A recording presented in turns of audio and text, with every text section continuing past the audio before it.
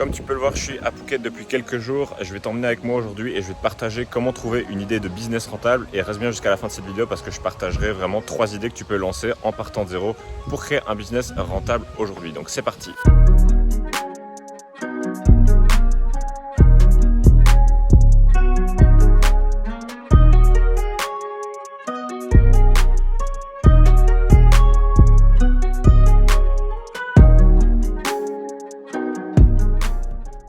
Donc je ne sais pas si tu es déjà venu à Phuket, ici on est sur Patong Beach, mais comme tu peux voir il n'y a personne, mais donc j'en profite pour te faire cette petite vidéo.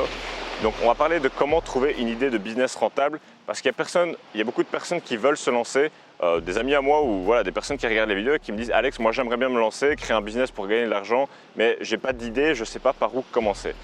Donc quelle est la première étape pour trouver une idée de business? C'est simplement d'identifier un groupe de personnes à qui on veut s'adresser. Je m'explique. En fait, il y a beaucoup de personnes qui veulent se lancer et qui se disent voilà, je vais créer un produit révolutionnaire, je vais faire une invention qui va changer le monde et je vais gagner comme ça énormément d'argent. Mais le problème, c'est que la plupart du temps, c'est beaucoup plus simple de créer un business de niche qui s'adresse à un petit groupe de personnes plutôt que d'essayer de viser le mass market, de viser la terre entière. Parce que si tu veux faire voilà, une boisson comme Coca-Cola ou ce genre de choses, ce type de produit qui s'adresse à tout le monde, tu es en concurrence directe avec des énormes corporations qui ont des milliards de dollars à investir en marketing que toi tu n'as pas forcément. Et donc quelle est la manière la plus simple pour se lancer quand on n'a pas beaucoup de budget ou de capital à investir? C'est de créer un business de niche parce que ça va être beaucoup plus simple en fait pour atteindre ces personnes et ça va nous coûter beaucoup moins cher en dépenses marketing. La preuve, on peut démarrer avec vraiment 0 € de capital dans la plupart des cas. Moi, quand j'ai commencé mon premier business, je l'ai créé dans le domaine de la production musicale parce que voilà, c'était un sujet qui m'intéressait et qui me passionnait. Et aussi, c'est un petit groupe de personnes, donc c'était beaucoup plus facile en fait pour trouver des clients et pour atteindre ces clients potentiels.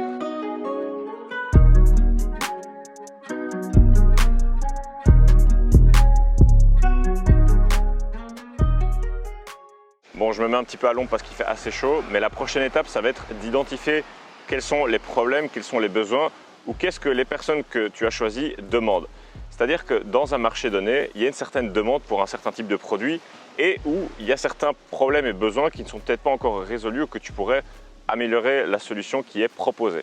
Donc, par exemple, si tu es passionné par le golf, il y a forcément des problèmes ou des besoins à résoudre dans cette thématique. C'est-à-dire qu'il y a des personnes qui vont déjà acheter en fait, des clubs de golf, des équipements de golf. Il y a peut-être des personnes qui prennent des cours de golf.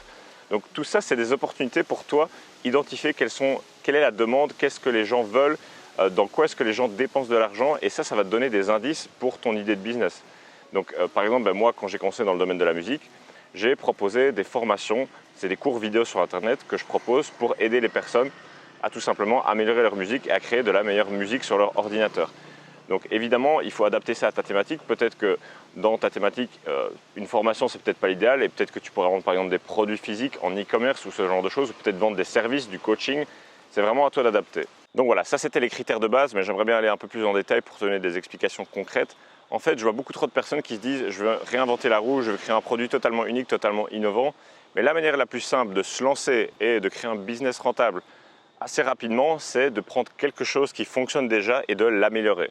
Donc, tu as plusieurs aspects sur lesquels tu peux améliorer quelque chose qui fonctionne déjà. Imaginons que tu veux créer une marque en e-commerce d'équipements de golf, peu importe. Tu regardes les produits qui se vendent déjà, donc tu peux regarder sur des fournisseurs en Chine, comme par exemple Alibaba, AliExpress, bon il y en a d'autres, mais tu peux voir déjà les produits qui se vendent déjà dans cette thématique. Et après, tu peux améliorer différents points en fait. Donc, il y a plusieurs axes sur lesquels tu peux améliorer ce qui fonctionne déjà. Tu peux améliorer le service client, faire en sorte d'avoir un service client beaucoup plus rapide, peut-être un service client en 24 heures, avec un numéro de téléphone qui va rassurer les personnes, tes clients tout simplement. Tu peux faire en sorte d'avoir des délais de livraison qui sont plus rapides. Donc après, voilà, ça va dépendre un petit peu de ta stratégie. Peut-être faire du stock. Bon après, moi je recommande de tester différents produits avant d'envisager de faire du stock. Tu peux faire en sorte de proposer des choses gratuitement en bonus à tes clients. Je ne sais pas, par exemple, pour revenir sur l'exemple du golf, imaginons que tu es une marque dans le domaine du golf, tu peux très bien créer du contenu sur ça et apporter une valeur ajoutée en fait à tes clients. Tu peux leur donner des guides gratuits à l'achat d'équipements de golf. Vraiment essayer de voir qu'est-ce qui marche déjà, qu'est-ce qui se vend déjà, dans quoi est-ce que les gens dépensent déjà de l'argent et où est-ce que tu peux avoir un avantage, comment est-ce que tu peux te différencier de la concurrence.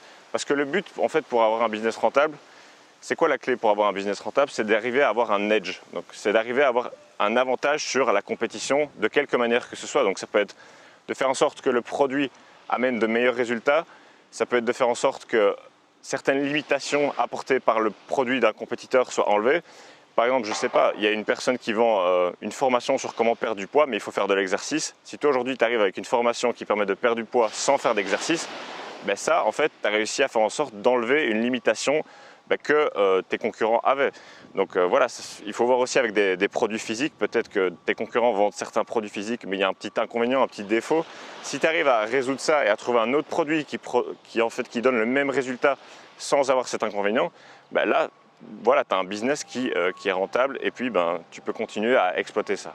Pour te donner un exemple assez simple, ici tu peux voir qu'il y a des palmiers avec des noix de coco. Des noix de coco, c'est un truc qui peut se trouver gratuitement, il y a juste à grimper à l'arbre et décrocher la noix de coco et ensuite tu peux l'avoir gratuitement pour toi. Mais il y a tout un business autour de la noix de coco en fait, en fonction du type de service qui va être proposé, c'est-à-dire que là je vais pouvoir aller acheter une noix de coco sur la plage à un petit vendeur peut-être à 2 €, un truc comme ça. Si je vais dans un hôtel 5 étoiles avec un beau décor, un service impeccable, etc., peut-être que je vais la payer 5 € la noix de coco. Mais quelle est la différence entre les deux? La différence, c'est qu'il y a beaucoup plus de services, il y a beaucoup plus... Ouais, c'est ça, il y a beaucoup plus de services, donc ça peut être du service client, du support client, et tu peux adapter ça aussi à ta thématique. Bon, tu as peut-être déjà entendu ce genre de truc, mais il ne faut pas sous-estimer les conseils simples, en fait, parce qu'en vrai, le business, il n'y a rien de forcément compliqué, c'est juste des principes logiques.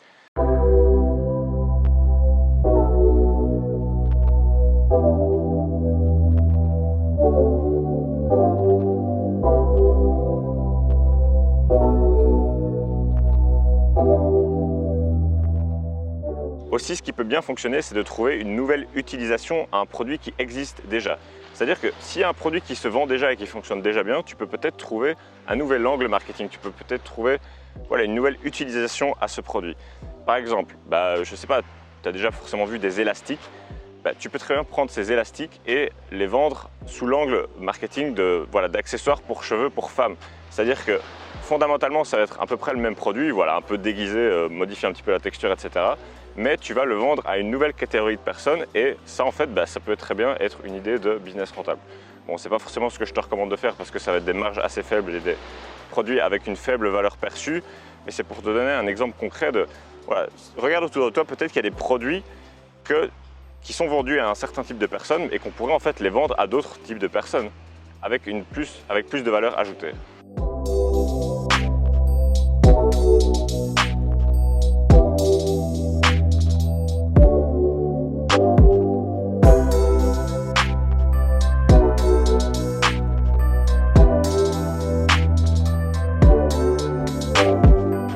Bon, je suis revenu à l'hôtel parce qu'il y avait un peu de vent à la plage. Je voulais tout simplement t'apporter quelques précisions à propos de trouver une idée de business. Une fois que tu as trouvé les différents éléments que je t'ai partagé juste avant, c'est important de tester la demande parce que tu n'as pas envie de te lancer dans des investissements, investir beaucoup de temps ou même de l'argent dans certains projets avant d'avoir testé la demande. Donc tester la demande, c'est simplement de créer une page, un site internet, un bon de commande où tu peux commencer à vendre ton produit avant de l'avoir créé ou avant de l'avoir tout simplement. Donc tu crées un site internet tout simplement avec des logiciels comme peut-être Shopify, ClickFunnels, simplement le fait d'avoir un bon de commande où les gens peuvent dépenser de l'argent chez toi. Et si tu commences à avoir des ventes, etc., ça va prouver en fait qu'il y a une demande pour ce que tu as à proposer. Donc après, je t'invite à promouvoir le produit, le service ou ton business grâce aux réseaux sociaux parce que c'est la manière la plus simple pour développer une audience de clients en partant de zéro aujourd'hui. Et une fois que tu as fait ça, tu vas commencer à pouvoir passer au niveau supérieur. Quelques recommandations que j'aimerais te faire, c'est que tout simplement, pour avoir un business rentable, il faut que tu fasses en sorte qu'il y ait un marché assez grand parce que si ton marché s'adresse vraiment à un tout petit nombre de personnes, ça va être assez difficile de scaler et de créer un business qui soit vraiment rentable sur le long terme. Donc en général, plus le marché il est grand et plus le prix du produit il va être faible et à l'inverse, plus le marché il est faible en termes de taille, plus le prix de ton produit devrait être grand. C'est-à-dire que si tu vends un produit ou un service, quelque chose qui aide des investisseurs en immobilier qui pèsent plus de 10 millions d'euros de patrimoine, ce groupe de personnes, il est très petit en fait par rapport à l'ensemble des personnes. Et du coup, si tu veux pouvoir créer un business rentable autour de ça, il va falloir que ton produit il soit plus cher parce que tu ne vas pas pouvoir vendre des centaines de millions de produits à ces personnes parce que la taille du marché il est limité. A l'inverse, si tu t'adresses sur le marché de la perte de poids, sur le marché de la séduction, c'est à peu près tout le monde sur la terre qui veut perdre du poids ou qui veut avoir un partenaire pour avoir une vie satisfaisante au niveau amoureux, émotionnel, relationnel, etc. Donc prends ça en compte, mais fais en sorte que ce soit un besoin assez profond que tu résous, en tout cas s'il s'agit d'un produit où tu réponds à un besoin, où tu résous un problème, tout simplement. Un truc que je n'ai pas forcément précisé, c'est que tu peux te lancer dans un domaine autour d'une de tes passions. Donc si tu es passionné par quelque chose, c'est parfait. Comme moi, voilà, je l'ai fait dans le domaine de la musique. Peut-être que toi, ta passion, c'est le golf, le tennis, la plongée, la natation, j'en sais rien. Toutes les passions en fait, où les gens dépensent de l'argent et où il y a un marché, il y a déjà des entreprises qui vendent des produits et des services dans ces thématiques. Il y a forcément moyen de lancer un business rentable en partant de zéro. Donc quels sont vraiment les 3 types de business que tu peux lancer en partant de zéro et qui sont pour moi les plus intéressants à lancer aujourd'hui? La première chose, ça va être de vendre de la formation vidéo, de la formation en ligne, tout simplement en créant une méthode étape par étape dans ta thématique qui va permettre aux personnes qui ont des problèmes à résoudre ces problèmes et avancer dans leur passion. Par exemple, moi dans le domaine de la musique, j'ai une formation qui aide les producteurs à créer de la meilleure musique sur leur ordinateur. Ça, c'est une solution que tu peux faire. L'avantage de ça, c'est que ça te coûte 0 € à créer une formation vidéo et que tu la crées une fois, tu peux la vendre des centaines de fois. La deuxième chose que tu peux faire, c'est de vendre des produits physiques. Pas besoin forcément de faire du stock. Tu peux commencer par exemple en dropshipping avec des fournisseurs comme AliExpress. Bon, il y a d'autres manières de faire du dropshipping. Ici, je te donne les manières les plus simples, mais tu peux commencer comme ça à créer une marque autour de ta passion et petit à petit l'améliorer. Si tu vois que tu commences à faire des ventes d'un produit, peut-être qu'à un moment, tu pourras peut-être faire du stock, mettre ton logo sur le produit, améliorer ton service client pour pouvoir avoir un avantage compétitif sur le long terme, comme je te parlais juste avant. La troisième chose que tu peux faire, c'est de l'affiliation. C'est simplement de faire la promotion des produits d'autres personnes et d'empocher des commissions.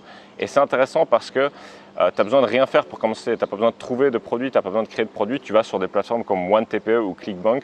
Tu regardes les produits qui se vendent le mieux dans ta thématique et ensuite, tout simplement, tu peux commencer à faire la promotion de ces produits et comme ça, empocher des commissions. Évidemment, pour ces 3 types de business, il y a des choses à vraiment savoir comment faire et des erreurs à éviter. Tout simplement, si tu veux commencer à gagner de l'argent, créer un business en ligne autour de ta passion, j'ai décidé de te préparer une étude de cas offerte où je te montre étape par étape comment est-ce que tu peux créer un business en ligne autour de ta passion, comment valider son idée, comment bien choisir sa thématique, quel type de produits et services à vendre. Et vraiment, je te décortique mon business que j'ai lancé dans le domaine de la musique et comment aussi d'autres personnes que j'ai aidées ont réussi à créer des business autour de leur passion. Pour accéder à cette étude de cas, c'est totalement gratuit. Tu as juste à cliquer sur le lien en dessous de cette vidéo, tu rentres ton adresse email et ensuite tu vas recevoir tout ça. Donc on se retrouve dans cette étude de cas et du coup, nous on se retrouve dans la prochaine vidéo. Donc ça sera tout pour aujourd'hui. Ciao, ciao.